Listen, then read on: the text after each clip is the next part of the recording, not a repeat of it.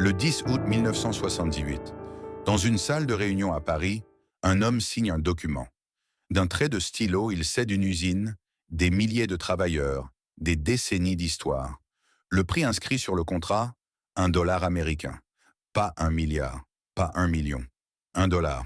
Une génération plus tôt, cette même usine faisait rugir 500 000 moteurs par an. 27 000 ouvriers pointaient chaque matin à Poissy. La Simca 1100, une révolution sur 4 roues, se vendait à 300 000 exemplaires en 12 mois, devenant la voiture la plus vendue de France, devant Renault, devant Citroën, devant tout le monde. Puis tout s'est effondré. Le nom a disparu. L'emblème, une hirondelle en plein vol, a été arraché des capots. L'usine a changé de main 4 fois. Et aujourd'hui, en 2026, Stellantis vient d'annoncer la fermeture définitive du site pour 2028. Comment une marque aussi puissante meurt-elle aussi silencieusement? Ce n'est pas une histoire de mauvais produits. Ce n'est pas une histoire de clients infidèles. C'est l'histoire de ce qui arrive quand une entreprise tombe entre les mains de gens qui ne comprennent pas et ne veulent pas comprendre son âme. Turin, 1912. Un garçon de 14 ans se retrouve seul chef de famille du jour au lendemain. Son père a disparu, sans explication, sans retour.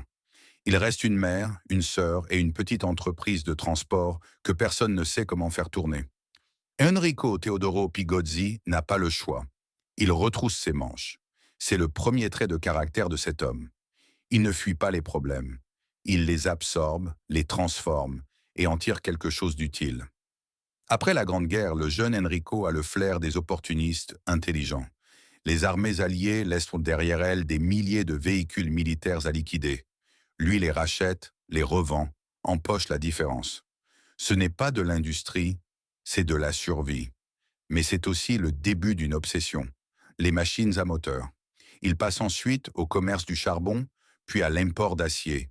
Et c'est là, dans les aciéries de Turin, qu'il croise pour la première fois le nom qui va changer sa vie, Fiat. Son principal client s'appelle Giovanni Agnelli. En 1926, à 28 ans seulement, Pigozzi devient le représentant général de Fiat en France. Il s'installe à Paris, fonde une société d'assemblage, la SAFAF, et commence à produire des Fiat sur sol français pour contourner les droits de douane. Entre 1928 et 1934, 30 000 voitures italiennes sortent de ses ateliers de Suresnes avec des papiers français. Mais Pigozzi veut plus. Assembler des Fiat, c'est bien. Construire ses propres voitures, c'est autre chose. En 1934, il achète les locaux d'une usine automobile en faillite à Nanterre. Donnezedel, une marque morte avant même d'avoir existé pleinement. Les murs sont là, les machines aussi. Ce qu'il faut, c'est un nom. Le 2 novembre 1934, il dépose les statuts de la Société industrielle de mécanique et de carrosserie automobile. Simca vient de naître. Il y a une dernière chose à noter sur cet homme, et elle est importante. Enrico était italien. Trop italien, dans la France des années 30 où les immigrés transalpins n'étaient pas les bienvenus. Alors il a changé de prénom. Enrico est devenu Henri Théodore, pour paraître plus français, pour ouvrir des portes, pour que personne ne pense à regarder derrière l'accent. Un immigrant qui change de prénom pour construire ce qui deviendra le deuxième constructeur automobile de France. Ce détail dit tout sur l'homme, et il dit aussi quelque chose sur ce que Simca sera toujours, une marque qui devait constamment prouver qu'elle avait sa place. Les premières années de Simca ressemblent à ce qu'elles sont. Une petite usine qui assemble des Fiat rebadgés, avec peu de capital, peu de reconnaissance et beaucoup d'ambition. Les voitures portent la mention Simca licence Fiat. Honnête, mais pas glorieux. Pigozzi le sait, il patiente. La guerre arrive. L'occupation allemande transforme l'usine de Nanterre en site de production militaire. Pigozzi navigue dans ces années avec une habileté qui lui sera reprochée par certains et reconnue par d'autres. Il protège l'infrastructure, maintient les équipes en place et attend. À la Libération, Simca repart plus vite que ses concurrents.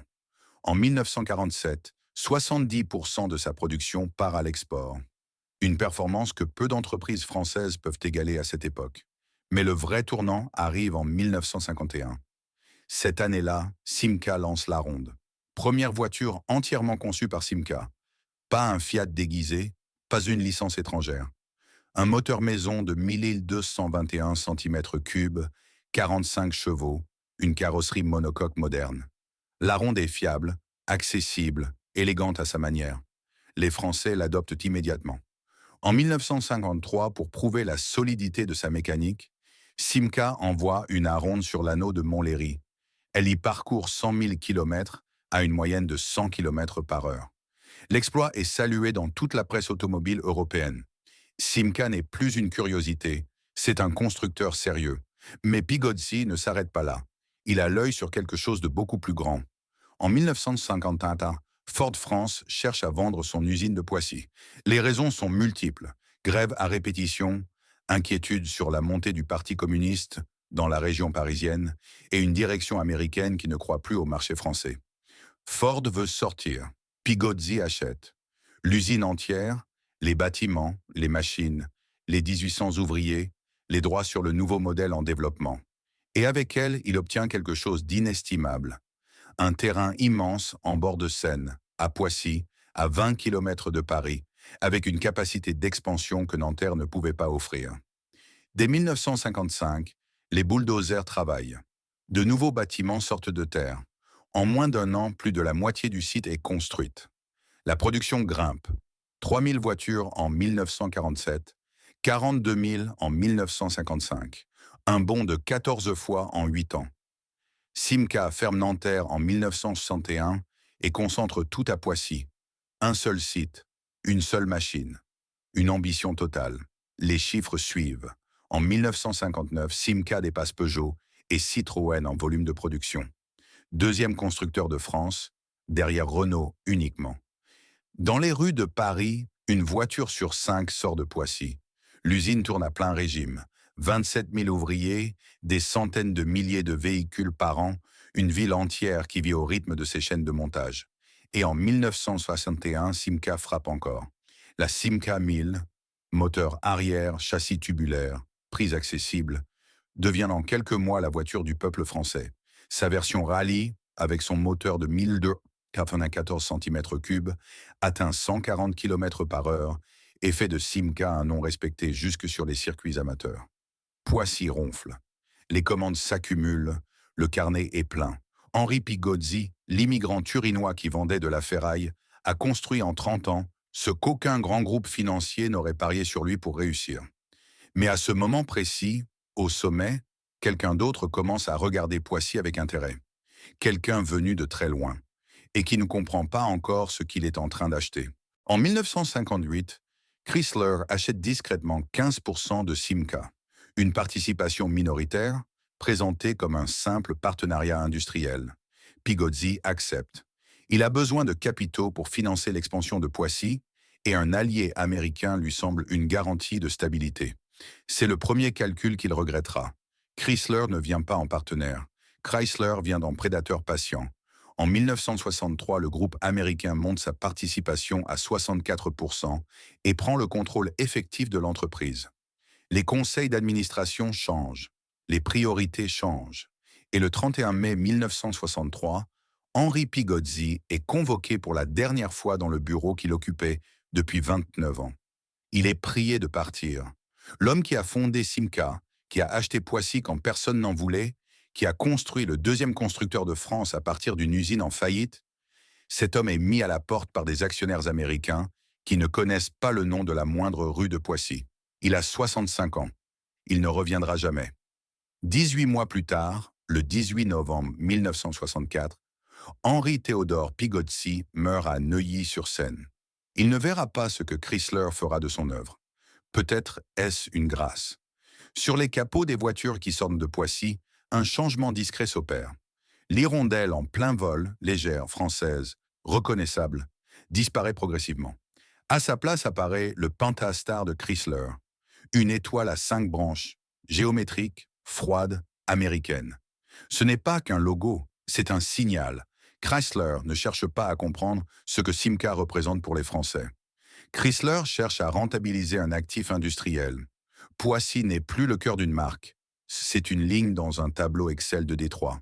Pourtant, et c'est là que l'histoire devient cruelle, Chrysler va financer la création du meilleur produit que Poissy ait jamais fabriqué. Pas par passion, par logique commerciale.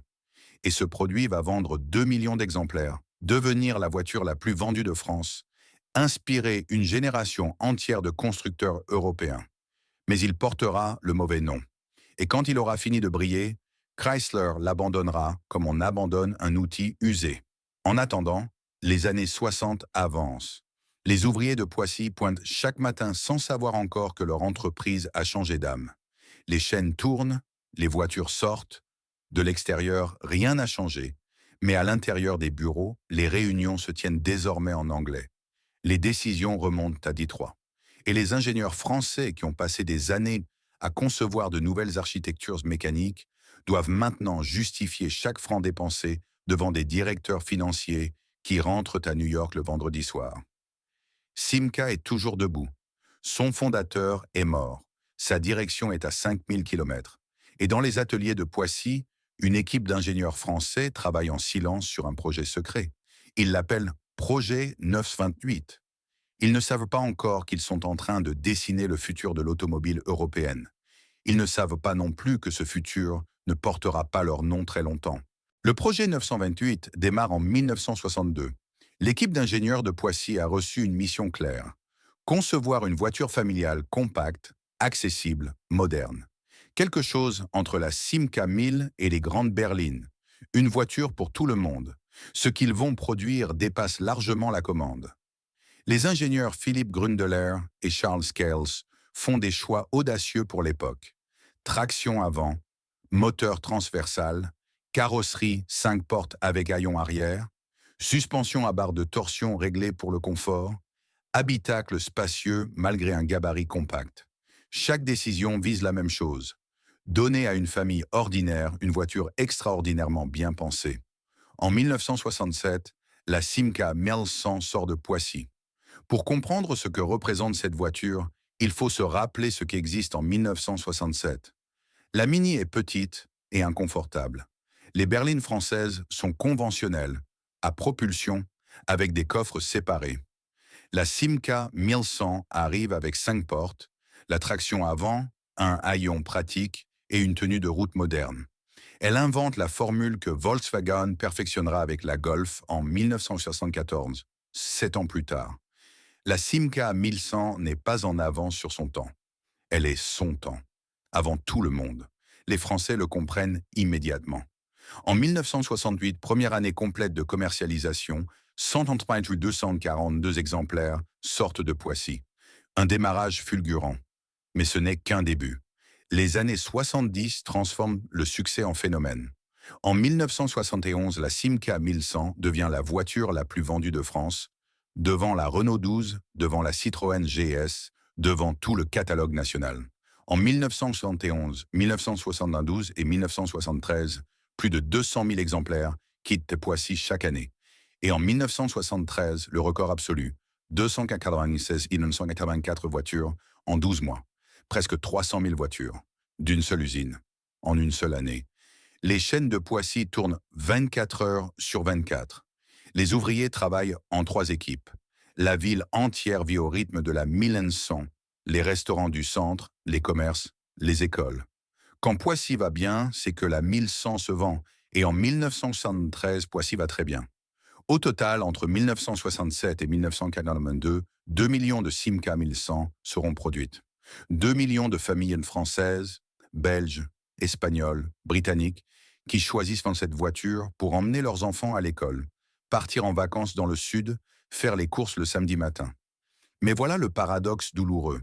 Sur les voitures vendues en Grande-Bretagne, le logo Simca disparaît dès les premières années. Les Britanniques achètent une Chrysler 1100. En Espagne, c'est une Chrysler. Sur les marchés d'export, Chrysler efface méthodiquement le nom de la marque qui a conçu le produit. Et en 1975, quand Poissy lance sa grande berline moderne, un nouveau sommet technique avec suspension indépendante aux 4 roues et tableau de bord en mousse absorbante. Elle s'appelle Chrysler 1307 en France. En Grande-Bretagne, elle reçoit un nom encore plus troublant, la Chrysler Alpine. Cette voiture remporte le titre de voiture de l'année en Europe en 1976. Le jury international la sacre meilleure voiture du continent. Le communiqué de presse parle de Chrysler, pas de Simca. Pas de Poissy, pas des ingénieurs français qui ont travaillé des années sur ce projet. Chrysler reçoit le trophée. Les hommes de Poissy regardent la cérémonie à la télévision. Il y a un dernier détail que l'histoire retient rarement, mais qui mérite d'être dit. Le moteur qui propulse la Simca 1100, conçu par l'ingénieur Georges Martin, le même homme qui dessinera plus tard le V12 des voitures de sport Matra, est un chef-d'œuvre de simplicité et d'efficacité. Fiable, compact, économique. Simca l'appellera le moteur Poissy. Ce moteur survivra à tout. À Simca, à Chrysler, à Talbot.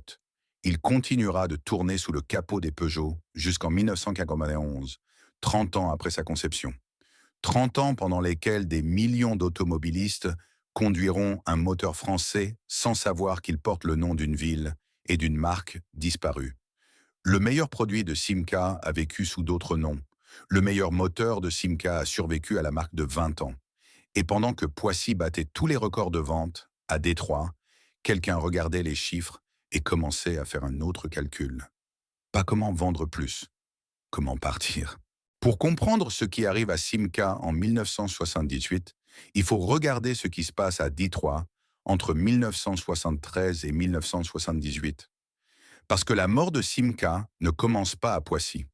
Elle commence dans les salles de conseil d'administration d'une entreprise américaine qui a parié trop grand, trop vite, sur trop de marchés à la fois.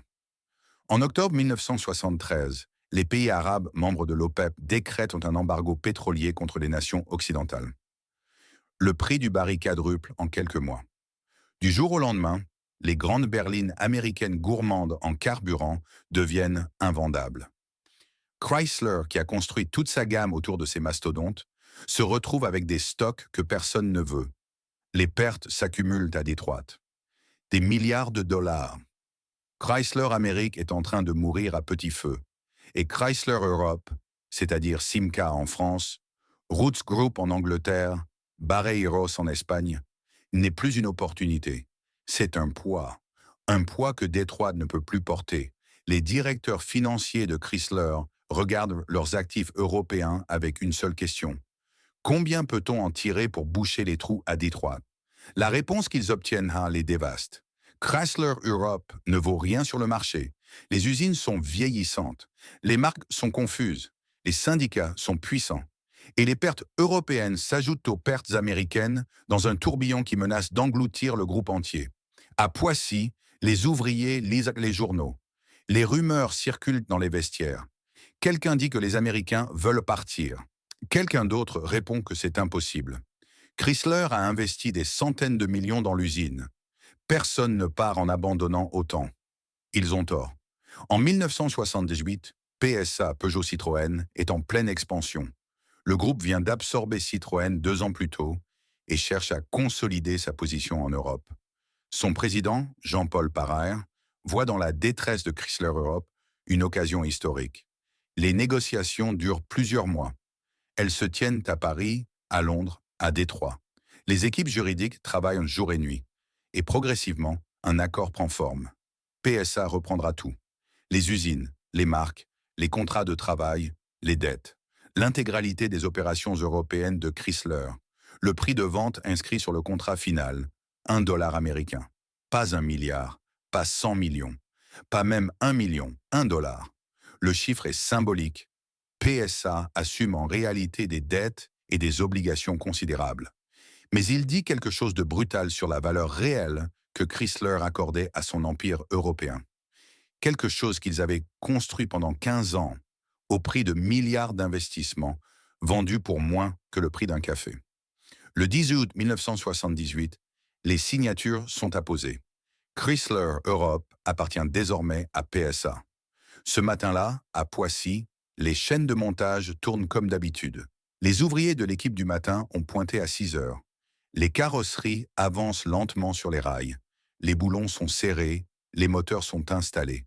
Rien d'inhabituel dans les gestes, dans les bruits, dans l'odeur d'huile et de métal chaud qui imprègne les ateliers depuis des décennies. Personne sur le plancher de production ne sait encore que l'entreprise a changé de main pendant la nuit. Dans les bureaux de direction, c'est différent. Les cadres américains qui gèrent le site depuis quelques années préparent discrètement leurs affaires. Les documents sont classés, les dossiers sont transmis, les voitures de fonction sont restituées. Tout se fait dans un calme administratif qui contraste avec l'ampleur de ce qui est en train de se passer. Dehors, sur le parking réservé à la direction, le drapeau de Chrysler, blanc avec le pentastar bleu, flotte encore pour quelques heures. Puis quelqu'un le descend, sans cérémonie, sans discours, sans personne pour regarder. 25 ans de présence américaine à Poissy se terminent comme ils ont commencé, dans la discrétion d'une transaction financière que les ouvriers apprendront par la radio en rentrant chez eux le soir. Pour les travailleurs de Poissy, le changement de propriétaire suscite un sentiment ambigu. Certains sont soulagés, un repreneur français, c'est rassurant. D'autres sont inquiets. PSA a promis de maintenir l'emploi, de continuer la production, de préserver les acquis sociaux. Mais dans les vestiaires, la question qui circule est plus simple et plus directe que toutes les promesses. Qu'est-ce qui va changer pour nous? La réponse tarde à venir. Mais elle vient, et elle commence par un nom. PSA ne peut pas garder la marque Chrysler. Elle appartient toujours au groupe américain. Il faut trouver autre chose pour désigner les voitures qui continuent de sortir de Poissy. Les voitures conçues par Simca, produites sous Chrysler et qui n'appartiennent plus ni à l'un ni à l'autre. Dans les archives de PSA, quelqu'un retrouve un nom oublié. Un nom qui avait brillé dans les années 50 sur des voitures de sport somptueuses, avant de disparaître dans l'oubli. Talbot.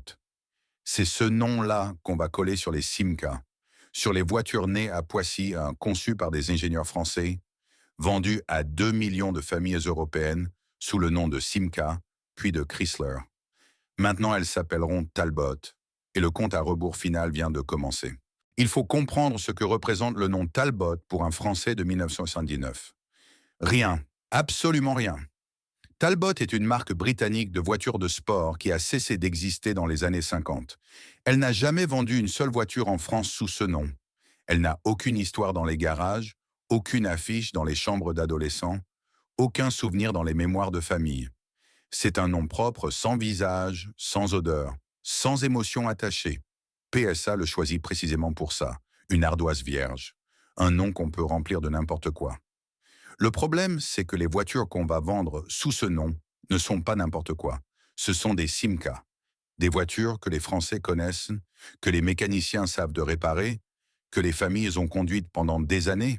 En 1980, quand la transition est officialisée, la Simca 1100 devient la Talbot Simca 1100. Un nom hybride, maladroit, qui ne convainc personne et qui dit en creux ce que tout le monde ressent. On ne sait pas vraiment ce qu'on est en train de faire.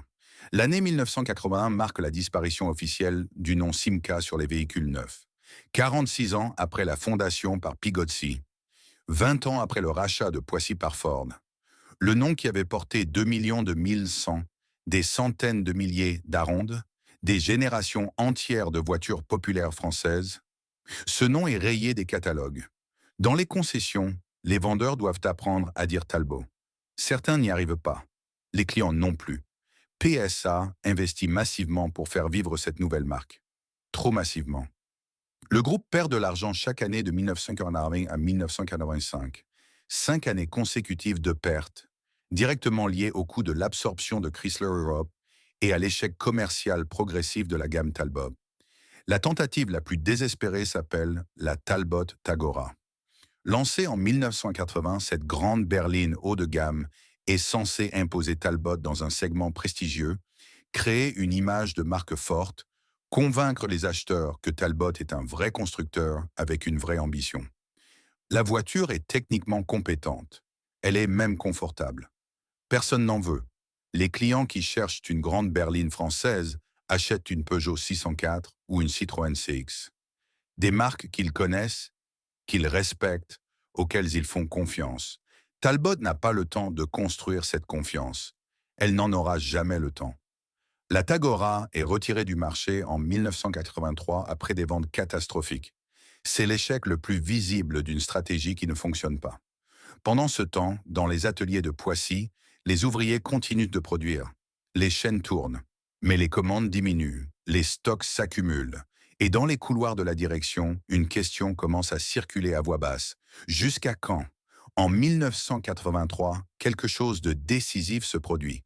Pas à Poissy, pas dans une salle de crise. dans les showrooms de toute la France. La Peugeot 205 est lancée, compacte, moderne, désirable. Elle cartonne immédiatement. Grâce à elle, PSA dépasse Renault dans les ventes sur le marché français pour la première fois de son histoire. La 205 sauve PSA, mais elle signe en même temps l'arrêt de mort de Talbot. La direction du groupe fait le calcul. Talbot perd de l'argent, Peugeot en gagne, Citroën aussi. Maintenir 3 marques en parallèle coûte une fortune en marketing, en développement, en réseau commercial, et Talbot, contrairement à Peugeot et Citroën, n'a pas de base de clients fidèles, pas d'histoire émotionnelle, pas de raison d'exister aux yeux du public. La décision est prise dans la discrétion caractéristique des grandes entreprises quand elles font des choix douloureux. Pas d'annonces fracassantes, pas de conférences de presse dramatiques. Simplement, le prochain modèle prévu pour relancer Talbot ne s'appellera pas Talbot. Ce modèle, développé pendant des années sous le nom de code Talbot Arizona, destiné à remplacer l'Horizon et à incarner le futur de la marque, est rebaptisé au dernier moment.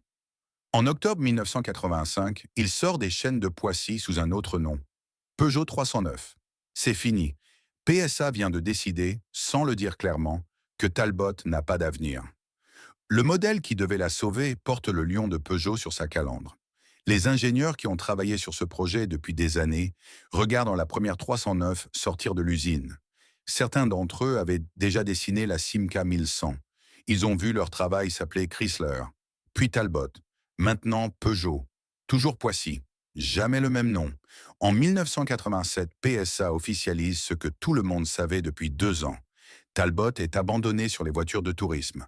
La Simca Horizon, rebadgée Talbot Horizon, dernier modèle direct de la lignée Simca, cesse d'être produite. La Samba et l'Alpine Solara avaient déjà disparu l'année précédente. Talbot survivra encore quelques années sur les véhicules utilitaires, par inertie administrative. Puis elle disparaîtra complètement en 1994. Simca est morte en 1980. Talbot meurt en 1987. Mais les deux sont mortes le même jour, le jour où Chrysler a signé son contrat de vente et que personne à Poissy n'a eu son mot à dire. Le reste n'était que l'administration de la succession. Il y a une façon froide de raconter la fin de Simca. Les dates, les chiffres, les communiqués de presse. Nous l'avons fait. Mais derrière chaque décision prise dans une salle de réunion, il y a des hommes et des femmes qui ont passé leur vie dans cette usine, qui ont appris leur métier ici, qui ont élevé leurs enfants avec le salaire de Poissy. Voici 3 d'entre eux. Le premier s'appelle Marcel. Il entre à l'usine de Poissy en 1961, l'année où la Simca 1000 sort des chaînes pour la première fois. Il a 19 ans. Son père travaillait chez Simca avant lui. À Nanterre d'abord, puis à Poissy après le déménagement de 1954. 2 générations sur la même chaîne, dans la même ville, pour la même entreprise. Marcel apprend son métier sur les berceaux de suspension. Ses mains connaissent chaque boulon, chaque coupe de serrage, chaque bruit normal et chaque bruit qui ne l'est pas. En 1967, quand la 1100 arrive sur les chaînes, il fait partie de l'équipe qui assemble les premiers exemplaires. Il se souvient de la fierté des ouvriers ce jour-là, une voiture vraiment nouvelle, vraiment moderne, et c'est eux qui la construisent. En 1980, quand le nom Simca disparaît des véhicules, Marcel continue de pointer à 6 heures du matin. Les gestes sont les mêmes. La chaîne est la même. Mais quelque chose a changé qu'il ne sait pas nommer précisément. Ce n'est plus pareil, dit-il simplement à ses collègues. Ce n'est plus pareil. En 1985, il serre les boulons sur les premières Peugeot 309 qui sortent de Poissy. Les mêmes gestes, une autre calandre, un autre lion à la place de l'hirondelle. Marcel prendra sa retraite en 1993. 32 ans à Poissy. 3 noms sur les voitures Merce qu'il a construites. Simca, Talbot, Peugeot. Un seul endroit, une seule vie. Le deuxième est un ingénieur. Il rejoint l'équipe du projet 928 en 1964, quand le développement de la future 1100 est en pleine phase de conception. Il a 26 ans et sort de l'école centrale. Il croit avoir trouvé l'endroit où il va passer sa carrière. Il a raison, mais pas de la façon dont il l'imaginait. Il travaille sur l'architecture de la transmission avant, sur les compromis entre maniabilité et confort, sur les détails techniques qui feront de la 1100 une voiture aussi agréable à conduire qu'elle est pratique à utiliser. En 1967, quand la voiture est présentée à la presse, il est dans la salle. Les journalistes sont enthousiastes. Les commandes affluent. Mais sur les documents de présentation, le nom qui apparaît en grand est celui de Chrysler, pas celui de Simca, pas celui des ingénieurs de Poissy. En 1976, quand la Chrysler 1307 remporte le titre de voiture de l'année en Europe, il regarde la cérémonie à la télévision. Le trophée est remis à un directeur de Chrysler en costume gris qui sourit pour les photographes. L'ingénieur éteint son téléviseur et va se coucher. Il continuera de travailler à Poissy jusqu'en 1989. Il ne parlera jamais publiquement de ce qu'il a vécu. Mais ceux qui le connaissent savent que quelque chose s'est cassé en lui le soir de cette cérémonie. La troisième n'a jamais travaillé dans l'usine. Elle s'appelle Françoise.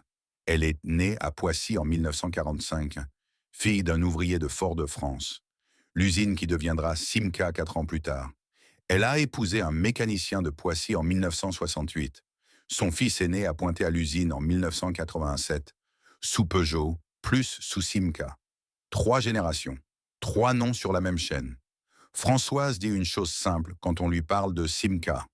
C'était notre usine, pas l'usine de Chrysler, pas l'usine de Peugeot, notre usine, celle qui faisait vivre la ville, qui remplissait les cafés le vendredi soir, qui donnait un sens au mot Poissy au-delà des frontières de la région parisienne. Quand le nom Simca a disparu, dit-elle, c'est comme si quelqu'un avait effacé une partie de nous. En 1991, une dernière ligne s'efface. La Peugeot 309, née Talbot, Arizona, née Simca, cesse d'utiliser le moteur Poissy. Ce moteur, conçu en 1961 par Georges Martin, lancé dans la Simca 1000, perfectionné pendant 30 ans, installé sous des millions de capots français, britanniques, espagnols, américains. Ce moteur qui a traversé 4 marques, 3 décennies, 2 crises pétrolières et une vente à $1. En octobre 1991, Peugeot le remplace par ses propres familles TU et XU. Décision industrielle logique. Standardisation des composants, réduction des coûts. La dernière Peugeot 309 équipée d'un moteur Poissy sort de l'usine un matin d'automne. Pas de cérémonie, pas de discours. L'équipe de l'après-midi arrive, pointe, prend sa place sur la chaîne. Les nouvelles motorisations sont installées exactement comme les anciennes l'étaient. Le rythme ne change pas, mais quelque chose de très vieux vient de s'arrêter. Le moteur Poissy a vécu 30 ans. Il a survécu à Simca de 11 ans. Il a tourné sous des noms qui n'étaient pas les siens, dans des voitures qui ne portaient plus l'hirondelle. Pendant 11 ans après la mort officielle de Simca, quelque chose de Poissy continuait de battre sous les capots. En octobre 1991, ce battement s'arrête. Il reste une dernière image. Dans le musée KAPI, la collection de l'aventure automobile à Poissy, installée de l'autre côté de la Seine face à l'usine, une Simca 1100 bleue est garée dans un coin de la salle principale. Elle n'a pas roulé depuis des années. Ses pneus sont légèrement aplatis par le poids du temps. Sa carrosserie porte les traces discrètes d'une vie ordinaire. Quelques égratignures, une petite déformation sur le pare-choc avant. Ce n'est pas une voiture de collection précieuse. C'est une voiture de famille, la voiture de tout le monde. Celle que 2 millions de foyers ont achetée, conduite, aimée sans le savoir. L'hirondelle est toujours sur le capot. Elle n'a jamais bougé. C'est le monde autour d'elle qui a changé de nom. Quand la Peugeot 309 sort pour la première fois des chaînes de Poissy en octobre 1985, quelque chose de symbolique se produit. L'usine qui a été construite par Ford, rachetée par Simca, absorbée par Chrysler, héritée par PSA, cette usine produit pour la première fois une voiture qui porte le nom de son propriétaire actuel. Plus de confusion, plus de marques fantômes, plus de noms provisoires. Poissy est devenue une usine Peugeot, et pendant les années qui suivent, elle joue ce rôle avec efficacité. La 309 cède la place à la 106, puis à la 206, puis à la 207. Les chaînes s'adaptent. Les ouvriers apprennent de nouveaux gestes. L'usine tourne. Mais les chiffres racontent une autre histoire. En 1976, au sommet de l'ère Simca-Chrysler, Poissy employait 27 000 personnes et produisait plus de 500 000 véhicules par an. Ces chiffres ne reviendront jamais. Avec chaque décennie, les effectifs diminuent. L'automatisation remplace les mains. Les modèles changent. Les volumes baissent. Ce n'est pas une catastrophe soudaine. C'est une érosion lente, méthodique, presque invisible quand on la regarde de trop près. Mais quand on prend du recul et qu'on compare 1976 à 2010, le vertige s'installe. 27 000 ouvriers, réduits à quelques milliers, 500 000 voitures, réduites à 150 000. L'usine tourne encore, mais elle tourne moins vite, moins fort, avec moins de monde. Poissy est devenue une usine parmi d'autres dans un groupe qui possède des dizaines de sites à travers le monde. Elle n'est plus le cœur d'une marque. Elle est une ligne de production interchangeable. En 2021, PSA fusionne avec Fiat Chrysler Automobiles pour former Stellantis, le quatrième constructeur mondial. Poissy entre dans un empire de 14 marques, de centaines d'usines, de millions de véhicules produits chaque année sur tous les continents. Dans cet empire, Poissy est minuscule. L'usine produit alors des Citroën C3 et des Peugeot 208, des voitures compactes, populaires, honnêtes. Des voitures que Simca aurait reconnues comme siennes. Même segment, même philosophie, même clientèle. Mais Poissy n'est plus irremplaçable. Stellantis a des usines en Espagne, en Slovaquie, au Maroc, en Turquie, des usines plus récentes, mieux équipées, avec des coûts de production inférieurs. Et le marché européen de l'automobile est en pleine transformation. L'électrification force des choix industriels brutaux, des fermetures, des reconversions. Poissy est dans la ligne de mire. Le jeudi d'avril 2026, la nouvelle tombe dans une salle de réunion attenante aux chaînes de montage. Éric Hahn, directeur du site, et Xavier Château, l'un des derniers cadres de l'ère Carlos Tavares, convoquent les représentants du personnel. La réunion commence à 9 heures du matin. Elle dure moins d'une heure. Ce que les délégués syndicaux apprennent ce matin-là, beaucoup l'avaient déjà pressenti. Les signes étaient là depuis des mois. Les commandes qui baissent, les cadences réduites, les investissements gelés, les rumeurs qui circulent dans les vestiaires comme elles avaient circulé en 1978 avant la vente à Chrysler. La décision est officielle. Fin 2028, Poissy cesse de produire des automobiles. En 2029, le site sera reconverti, un centre de recyclage de véhicules en fin de vie, un dépôt de pièces détachées, des imprimantes 3D, là où rugissaient les presses d'emboutissage. Les chiffres qui accompagnent cette annonce sont dévastateurs dans leur précision froide.